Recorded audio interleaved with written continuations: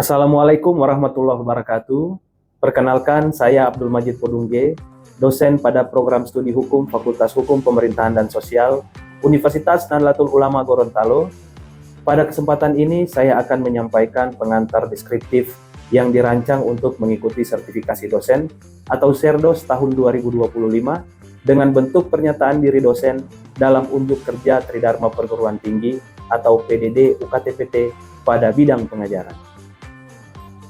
Saya akan menampilkan bidang pengajaran dalam mata kuliah Hukum Acara Perdata dengan bobot 4 SKS. Mata kuliah ini bertujuan untuk membantu mahasiswa memahami isi, capaian, metode, dan penilaian dari mata kuliah ini secara utuh. Penampilan ini dibuat sesuai dengan rencana pembelajaran semester atau RPS dan juga memperhatikan prinsip-prinsip pedagogik yang baik. Mata kuliah Hukum Acara Perdata ini merupakan mata kuliah bersyarat, di mana mahasiswa yang melakukan kontrak mata kuliah ini wajib menyelesaikan dan lulus dalam mata kuliah dasar, yakni pengantar ilmu hukum, pengantar hukum Indonesia, dan hukum perdata. Adapun capaian pembelajaran program studi dalam mata kuliah ini terdiri atas sikap, pengetahuan, keterampilan umum, dan keterampilan khusus. Mata kuliah ini pun memiliki capaian pembelajaran yang terdiri atas capaian mata kuliah yang terdiri atas 3, yakni mahasiswa mampu memahami dan mengaplikasikan prosedur hukum acara perdata, mahasiswa mampu menganalisis kasus dan menggunakan norma hukum acara perdata, mahasiswa mampu menyusun dokumen hukum acara perdata. Adapun subcapaian mata kuliah, yakni 1, mahasiswa mampu menjelaskan prinsip-prinsip dasar yang menjadi dasar hukum acara perdata, termasuk hakim sebagai pembuat keputusan, kebebasan berperkara, dan kewenangan peradilan. 2. Mahasiswa mampu memahami langkah-langkah pengajuan gugatan, proses persidangan, dan tahapan-tahapan lainnya dalam penyelesaian perkara perdata. 3. Mahasiswa mampu menggunakan pustaka hukum acara perdata seperti buku-buku, jurnal, dan kasus-kasus hukum untuk mendukung analisis hukumnya. 4. Mahasiswa mampu menganalisis kasus-kasus hukum acara perdata termasuk mengidentifikasi isu-isu hukum yang relevan dan mencari solusi yang tepat.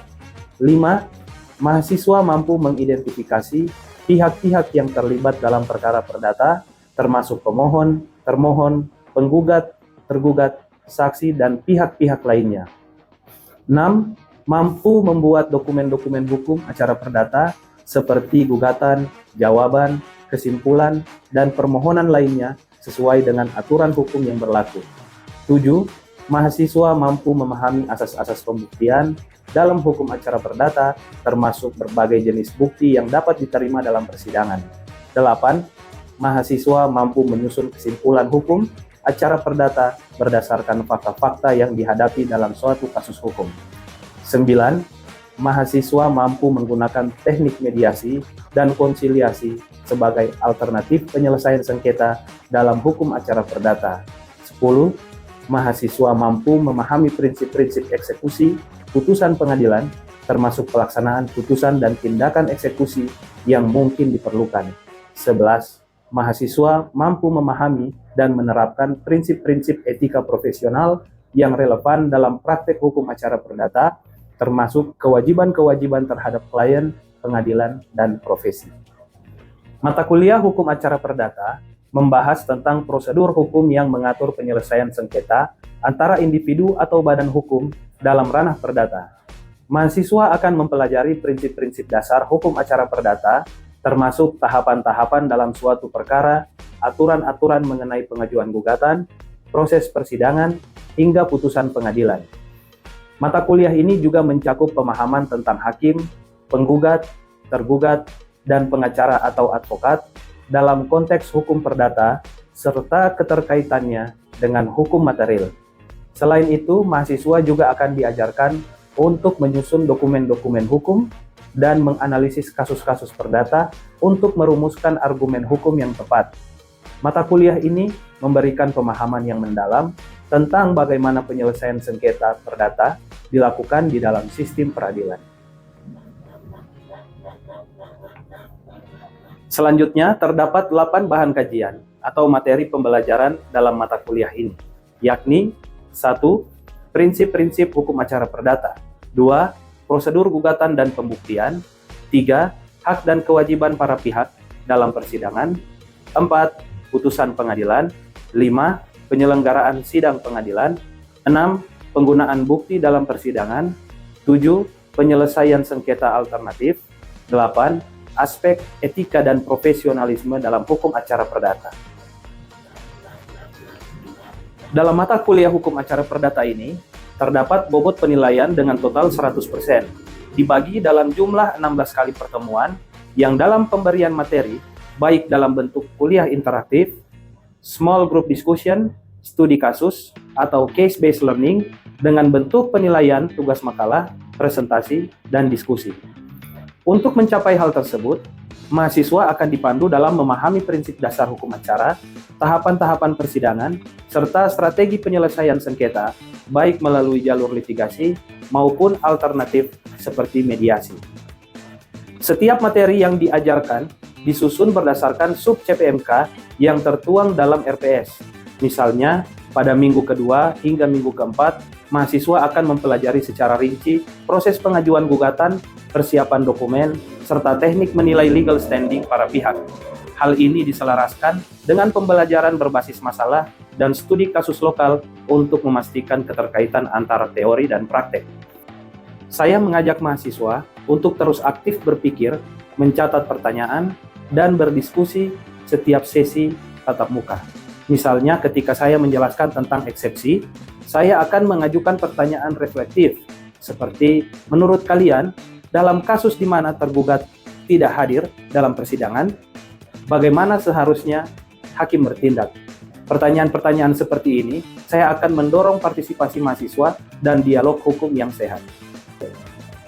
Asesmen capaian pembelajaran. Penilaian dalam mata kuliah ini dilakukan secara berkelanjutan. Beberapa instrumen penilaiannya meliputi 1. Tugas individu yang berupa analisis kasus nyata menggunakan dokumen putusan pengadilan. 2. Penugasan kelompok berupa simulasi pembuatan dokumen hukum. 3. Mid test berupa ujian lisan yang menilai kemampuan argumentasi dan pemahaman materi. 4. Ujian akhir berupa tes tertulis berbasis studi kasus. Penilaian ini menggunakan rubrik yang cukup kejelasan argumen hukum, ketepatan penggunaan norma hukum acara, dan kedalaman analisis. Saya akan menyampaikan materi ini tidak hanya dengan ceramah, tetapi juga melalui simulasi secara langsung, serta skenario singkat yang merefleksikan kondisi persidangan real. Strategi pembelajaran seperti diskusi studi kasus kelompok akan digunakan untuk mendorong eksplorasi hukum secara kreatif. Sebagai penutup, saya akan menampilkan materi pertemuan kelima dan menekankan bahwa pemahaman terhadap hukum acara perdata bukan sekedar hafalan prosedur, melainkan pemahaman mendalam atas nilai keadilan dan ketertiban umum. Semoga perkuliahan ini menjadi perjalanan yang menyenangkan dan membentuk karakter hukum yang berintegritas. Untuk itu, selamat menyaksikan. Wallahul muwaffiq ila aqwamit thoriq. Assalamualaikum warahmatullahi wabarakatuh.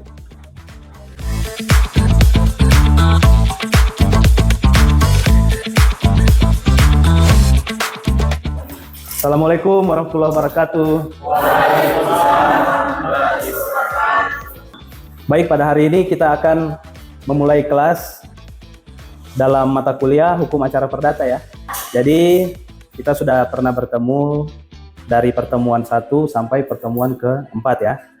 Hari ini kita adalah pertemuan kelima. Nanti sebelum kita memulai perkuliahan, alangkah baiknya kita akan melakukan doa dulu ya. Untuk itu saya memilih Riswanto untuk memimpin doa pada kali ini ya. Silakan. Bismillahirrahmanirrahim. Alhamdulillahirabbil alamin. Arrahmanirrahim. Maliki yaumiddin. Iyyaka na'budu wa iyyaka nasta'in. Ihdinas siratal mustaqim. Siratal ladzina an'amta 'alaihim ghairil maghdubi 'alaihim waladdallin. Amin. Sallallahu alaihi sayyidina Muhammad. Subhana rabbika rabbil izzati amma yasifun. Wassalamun alal mursalin. Alhamdulillahirabbil alamin. Alhamdulillah, jadi Rizwan sudah melafalkan doa sebelum kita memulai kelas ini. Kita akan melakukan absen dulu ya. Absen dulu di dalam perkuliahan kali ini. Farahna Lamri, Iqbal Samangka, tidak hadir ya. Mahardika, Dela Duyanti, Intan Umar. Baik, setelah di absen ternyata ada satu orang yang tidak hadir ya dalam hari ini. Tapi ada yang tahu kabarnya? Tidak ada kabar. Tidak ada kabar ya? Oh ya, baik. Ya, baik. Jadi saya izin berdiri ya. Sambil mengajar berdiri. Pada hari ini di mata kuliah Hukum Acara Perdata kita sudah di pertemuan kelima. Ini membahas mengenai identifikasi pihak-pihak dalam perkara perdata. Namun sebelum kita masuk pada pertemuan kali ini, apa ada yang masih ingat perkuliahan minggu sebelumnya pada pertemuan keempat? Ada yang bisa menjelaskan? Ya, silakan Faril. Baik Pak, terima kasih. Sebelumnya kami telah membahas materi tentang identifikasi isu-isu dalam hak keperdataan dan juga penerapan prinsip-prinsip dalam hukum acara perdata. Terima kasih Pak. Baik, terima kasih Pak Haril atas jawabannya. Jadi memang minggu lalu kita atau di pertemuan keempat kita sudah membahas mengenai isu-isu hukum sengketa keperdataan dan prinsip-prinsip hukum acara perdata ya. Isu-isu hukum di dalam sengketa perdata itu pada umumnya terdapat dua hal. Antara dari perbuatan melawan hukum atau wan prestasi. Kalau wan prestasi itu didasarkan pada perjanjian. Itu menuntut, selain menuntut kerugian, dia pasti menuntut adanya bunga dan denda. Tapi kalau perbuatan melawan hukum, murni tentang kerugian. Hal ini dilihat dalam pasal 1365 mengenai perbuatan melawan hukum, PMH, dalam Kitab Undang Hukum Perdata. Jika dia wan prestasi, dasarnya si penggugat menggunakan dasar hukum 1243, Kitab Undang-Undang Hukum Perdata. Ya, mengenai identifikasi pihak-pihak dalam perkara perdata, kita harus mengetahui dulu tujuan kita belajar pada hari ini ya. Nah, tujuan pembelajarannya ini adalah pertama, mahasiswa mampu mengidentifikasi pihak-pihak dalam perkara perdata. Yang kedua, mahasiswa mampu memahami fungsi dan kedudukan hukum masing-masing pihak. Yang ketiga atau terakhir, mahasiswa mampu menjelaskan interaksi hukum antar pihak dalam persidangan. Kita masuk pada jenis-jenis pihak dalam perkara perdata. Nah, ini di dalam hukum acara perdata terdapat banyak pihak yang duduk di dalam persidangan ya, bukan hanya hakim saja. Namun ada hal-hal yang perlu diatur di dalam, seperti pada pertemuan kedua minggu lalu kita sudah membahas dasar hukum dari hukum acara perdata, adanya HIR, RBG, Kitab Undang-Undang Hukum Perdata. Jadi di sini ada jenis-jenis pihak dalam perkara perdata. Di sini ada penggugat dan tergugat. Dasar hukumnya adalah pasal 118 HIR atau 142 RBG. Ini kan saya sudah jelaskan pada pertemuan sebelumnya bahwa HIR digunakan untuk khusus Pulau Jawa dan Madura. RBG digunakan pada pulau di luar dari Jawa dan Madura. Kemudian ada istilah pemohon dan termohon. Perbedaannya di sini adalah sangat jelas bahwa antara penggugat dan tergugat itu adalah pihak yang saling berlawanan. Namun kepada pemohon dan termohon itu dalam sifat gugatannya, bukan dalam gugatan, tapi dalam permohonannya itu adalah sifatnya volunter. Kalau penggugat dan tergugat itu sifatnya adalah contentious atau saling berlawanan. Kemudian ada pihak yang dinamakan dengan saksi dan ahli. Ini kalau kita di Gorontalo berarti kita menggunakan atau berdasar atau merujuk pada pasal 168 sampai dengan pasal 177 RBG. Jadi, kalau saksi, kategori dia sebagai saksi dihadirkan di dalam persidangan. Syarat saksi adalah yang melihat, mendengar, dan mengalami. Kalau ahli, dia hanya satu.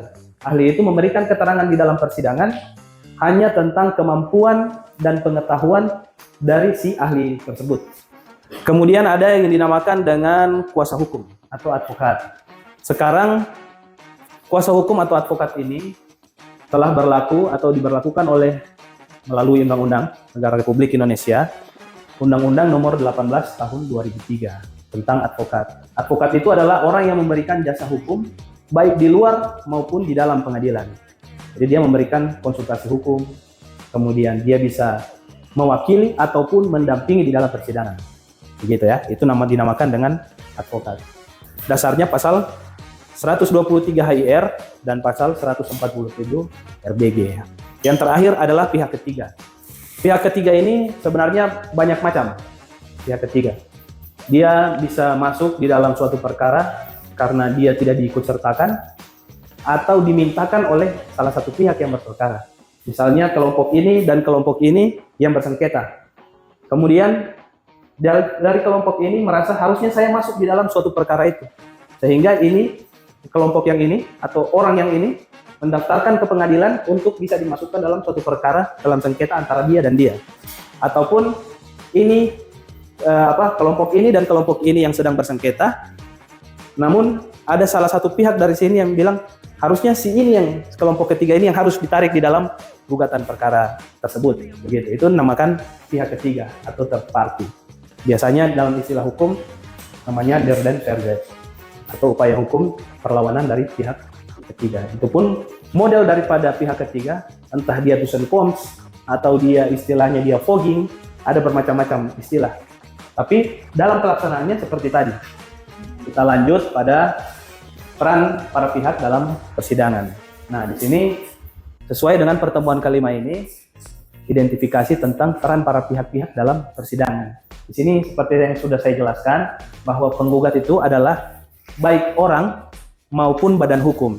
Yang jelas dia subjek hukum di dalam perkara perdata, sebagaimana dalam pasal 2 Kitab Undang-Undang Hukum Perdata, yakni menjelaskan tentang subjek hukum. Terbagi atas dua, orang, perseorangan, atau dia dalam bentuk badan hukum ya. Jadi kita harus interaktif di dalam kelas ini. Jadi jangan cuma hanya satu arah saja. Jadi silakan menjawab, tidak masalah. Nah, penggugat ini baik orang maupun badan hukum. Dia adalah penggugat yang mengajukan gugatan. Ini orang yang mengajukan gugatan, yang merasa kepentingannya atau hak keperdataannya itu dilakukan perselisihan, begitu ya. Kemudian ada namakan tergugat. Tergugat ini adalah pihak atau orang maupun badan hukum yang digugat oleh si penggugat, gitu kan. Kemudian ada saksi tadi. Saksi ini adalah seseorang yang memberikan keterangan fakta. Fakta di sini adalah fakta yang dia sampaikan pada persidangan, sehingga dinamakan fakta persidangan. Ini adalah saksi. Nanti kalau hukumnya sudah ditahu, hakim yang akan memutuskan sehingga menjadi fakta hukum. Jadi saksi memberikan keterangan di persidangan, itu namanya adalah fakta persidangan. Kalau fakta hukum adalah timbangan dari majelis hakim, menimbang bahwa ini itu fakta hukumnya. Itu fakta hukum. Kemudian ahli. Ahli ini seperti saya sudah sampaikan tadi, bahwa orang yang memberi pandangan secara profesional, artinya dalam bentuk keilmuan ya, dari keilmuan dari si pemberi keterangan yang dinamakan dengan ahli. Kuasa hukum adalah pihak yang mewakili dalam proses hukum. Nah, sebagaimana Undang-Undang Nomor 18 Tahun 2003 tadi, seorang advokat bisa menjadi seorang kuasa di dalam persidangan, baik dia mendampingi ataupun dia mewakili di dalam persidangan perdata. Paham ya? Jadi advokat itu bisa mendampingi ataupun dia bisa mewakili. Nah, di sini ada satu contoh kasus sederhana. Ini untuk memahami peran penggugat, tergugat, saksi, ahli, kuasa hukum maupun hakim ya di dalam persidangan perdata. Ini ada contoh kasus tentang gugatan wan prestasi. Seperti yang sudah saya sampaikan tadi sebelumnya, bahwa jika dia wan prestasi, ini adalah didasarkan pada perjanjian. Karena orang melakukan perjanjian, apa perjanjiannya? Perjanjian tentang jual beli. Di sini ada penggugat. Penggugat ini adalah si penjual. Kemudian tergugatnya adalah pembeli yang tidak membayar lunas. Jadi berarti si penjual ini menjual, ya taruhlah jual ikan ya, menjual ikan di pasar pelelangan ikan, begitu kan?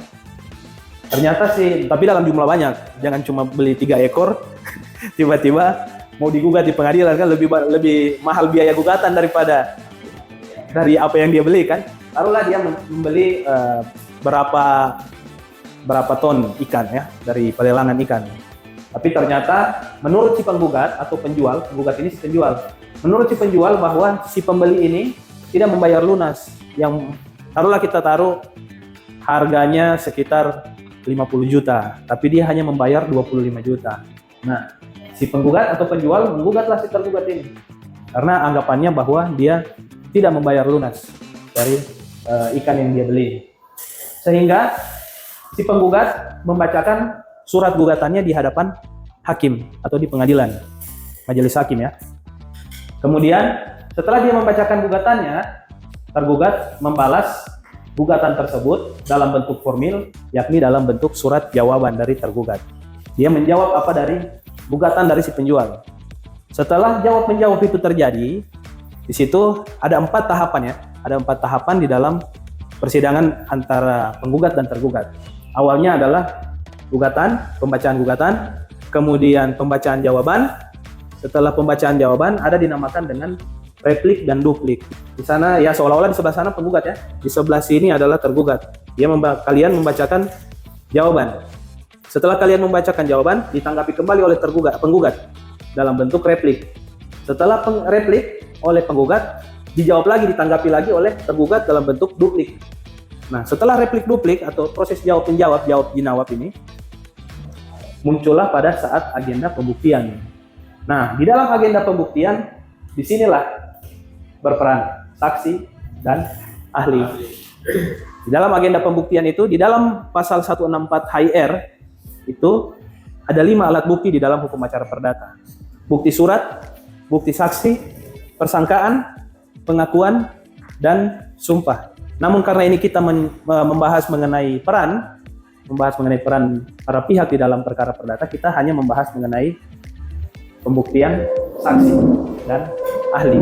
Walaupun ahli ini tidak di dalam kategori di dalam alat bukti, namun ahli ini menjadi pertimbangan yang sangat signifikan oleh majelis hakim nanti untuk menetapkan atau memutuskan suatu perkara, mengadili suatu perkara. Jadi di dalam agenda pembuktian 2 inilah yang akan berperan, saksi dan ahli. Misalnya di dalam gugatan penjual dan si pembeli yang membeli ikan tadi, ternyata ada orang pegawai daripada si penjual yang mengetahui bahwa sekian ton ikan yang dibeli oleh pembeli, namun pembayaran hanya sebagian begitu. Jadi di dalam hubungan hukumnya sangat jelas, sehingga dia diajukan sebagai saksi kepada majelis hakim. Baik, dari teman-teman mahasiswa ada yang ingin bertanya? Saya, Pak. Ya, silakan Intan ya. Ya. Silakan. Baik, terima kasih. Kalau dalam satu perkara perdata ada lebih dari 1 tergugat, bagaimana pembagian tanggung jawab hukumnya dilakukan? Terima Baik. kasih. Jadi jika ada lebih dari 1 tergugat ya, ada lebih dari 1 tergugat yang digugat di dalam persidangan itu, dalam perkara itu. Jadi tanggung jawab hukumnya adalah, kalaupun misalnya hakim mengabulkan gugatan dari penggugat, biasanya amarnya itu menghukum tergugat untuk saling tanggung renteng. Tanggung renteng itu adalah misalnya dari jumlah 50 juta yang tadi, yang dibayar hanya 25 juta. Nah, 25 juta sisanya yang jika terbukti jual beli tadi itu belum dibayarkan, itu ditanggung oleh masing-masing pihak. Kalau misalnya dia ada 2 pihak di dalam perkara lebih dari 1, misalnya 2, 3, atau 4, 25 juta dibagi 4 orang. Selain pertanyaan mahasiswa kepada dosen, kita akan menguji dulu pemahaman dari mahasiswa itu sendiri kembali ya. Kalau tadi kita sudah merefleksi, mahasiswa bertanya kepada dosen. Sekarang dosen kepada mahasiswa. Jadi saya ingin bertanya kepada Saudara Agus ya. Jika misalnya seseorang tidak dilibatkan di dalam suatu perkara gugatan, jadi antara A dan B ini saling bersengketa. Namun kemudian ada suatu kepentingan atau hak kamu yang dirugikan atau diselisihkan sehingga kamu merasa rugi. Kira-kira kamu di situ sebagai apa, dan kemudian apa langkah hukum yang akan kamu tempuh? Orang tersebut dapat mengajukan perlawanan kepada pihak ketiga atau yang lebih dikenal dengan sebutan der den verdet. Sikap ini merupakan mekanisme perlawanan hukum yang dimana pihak ketiga yang merasa dirugikan dengan putusan pengadilan yang telah diputuskan untuk meminta perlindungan hukum atau membatalkan putusan yang telah diberlakukan oleh pengadilan. Terima kasih, Pak. Baik, terima kasih. Jawaban yang sangat bagus dari Agus. Berarti tidak sia-sia kita belajar mengenai peran para pihak ini ya. Jadi sudah mengetahui mengenai sampai pada pihak ketiga tadi, selain penggugat maupun tergugat. Sebagaimana materi pada hari ini adalah peran daripada para pihak di dalam persidangan. Saya akan membagi di sebelah sini. Yang sebelah kanan saya ini adalah kelompok dari penggugat. Di sebelah sini adalah kelompok dari tergugat. Nanti di sini adalah kelompok yang tengah ini adalah saksi maupun kelompok ahli. Ini hanya merupakan simulasi awal saja tentang persidangan perdata yang kita pelajari untuk memahami peran masing-masing. Silakan, Mardika. Baik Pak, kami dari penggugat mungkin ingin mengajukan gugatan kepada si tergugat bahwa kami mengajukan gugatan atas sisa uang dari pembelian ikan yang Bapak sebutkan tadi itu contoh kasus tadi dengan harga mungkin sekitar senilai 25 juta. Nah, sekarang setelah pembacaan gugatan, ini adalah peran dari para tergugat untuk membalas atau menjawab apa dari gugatan dari si penggugat. Silakan, Ahmad. Baik Yang Mulia, kami telah membayarkan sisa uang senilai 25 juta kepada rekening pribadi Direktur Perusahaan. Jadi bantahan atau jawaban dari tergugat seperti itu. Ahmad sudah memahami peran daripada tergugat karena sudah mulai masuk roh sebagai tergugat ya, karena sudah menyebut baik Yang Mulia. Memang seperti itu.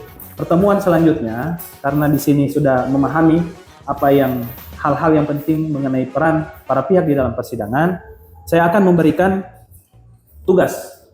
Nah, untuk itu, karena ini adalah pihak saksi dari tergugat, baik dari penggugat maupun tergugat, seperti halnya yang tadi, saya tidak akan memberikan suatu peran, karena contoh kasus yang saya berikan ini sangat sederhana sekali ya. Jadi mengenai saksi itu, syaratnya cuma 3 tadi, yang melihat, mendengar, dan mengalami. Namun, disinilah peran dari pihak masing-masing, sebagaimana kita sudah melakukan simulasi kecil, ataupun small discussion, dalam peran kali ini, saya menganggap bahwa teman-teman mahasiswa sudah memahami materi pada perkuliahan pertemuan kelima pada hari ini. Makalah kepada teman-teman mahasiswa untuk dipresentasikan pada minggu depan. Nah, di masing-masing 3 kelompok ini, mencari sesuai peran masing-masing tentang suatu putusan perdata dari website Mahkamah Agung Direktori Putusan yang mengidentifikasi para pihak-pihak di dalam perkara perdata. Sehingga kelompok ini membahas status hukum dan peran masing-masing di dalam pembahasan. Misalnya penggugat membahas tentang peran penggugat di dalam putusan perkara itu. Tergugat membahas peran dari tergugat dari putusan Mahkamah Agung itu yang sudah berkekuatan hukum tetap. Begitu pula saksi dan ahli di dalam perkara itu menelaah suatu putusan Mahkamah Agung. Paham ya semua ya? Paham ya. Untuk itu, karena kita sudah paham dan kita akan melanjutkan aktivitas kembali setelah perkuliahan kali ini, saya berharap perkuliahan pada hari ini membuat kita terbuka dan capaian pembelajaran kita tadi terpenuhi. Yang ada 3 tadi di awal yang sudah saya sampaikan, saya sudah jelaskan. Mahasiswa sudah memahami bagaimana peran-peran dari para pihak di dalam perkara perdata, kemudian memahami fungsi dan kedudukan hukum para pihak, dan kemudian ada interaksi hukum yang tadi sudah kita lakukan dalam small group discussion tadi, tentang interaksi hukum antar para pihak, antar penggugat dan tergugat, begitu ya. Jadi kita selesaikan mata kuliah pada hari ini, tetap semangat belajar dan tetaplah berpikir kritis selanjutnya sampai kita UAS di pertemuan ke-16. Tetap semangat dan tetap bahagia. Insya Allah kita tetap bertemu lagi di pertemuan selanjutnya. Amin. Saya Abdul Majid Purungge, dosen pengampu mata kuliah hukum acara perdata pada hari ini. Pamit mohon undur diri. Terima kasih. Wallahul muwaffiq ila aqwamit thoriq. Wassalamualaikum warahmatullahi wabarakatuh. Waalaikumsalam.